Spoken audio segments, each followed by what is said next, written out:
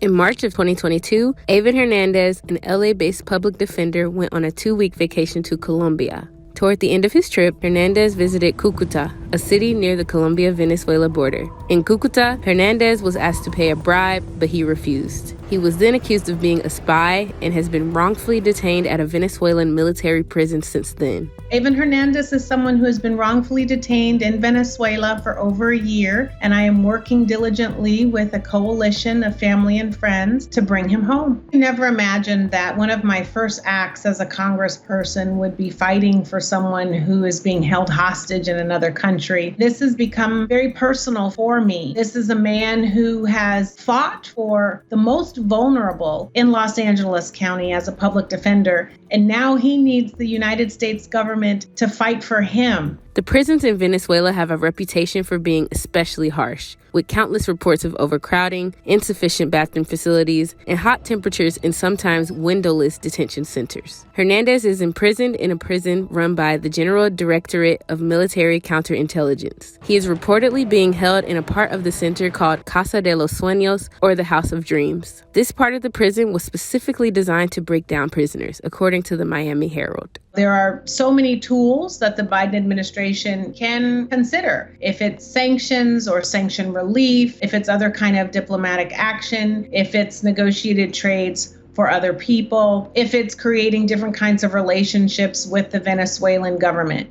The United States has designated Hernandez as being wrongfully detained. This designation is important as it gives the families of Americans detained overseas access to certain resources, like direct support from the Office of the Special Presidential Envoy for Hostage Affairs. We don't have any new updates on Eyvin's legal proceedings. Eyvin's family has put together a GoFundMe page. The bank doesn't care if you've been held hostage or not. They still want their mortgage. We don't think about all of the other things that are impacting someone's life when they're held hostage. I wish I could say that there was something that could be done to prevent something like this from happening to anyone else. It's certainly important for anyone who is traveling to be vigilant and to let your family and friends know when you're leaving the country. But it's also really important that we look at our relationships with countries around the globe and we can figure out how we can be better partners, how we can work to aid in humanitarian relief and help other countries manage through poverty and anti-democratic policies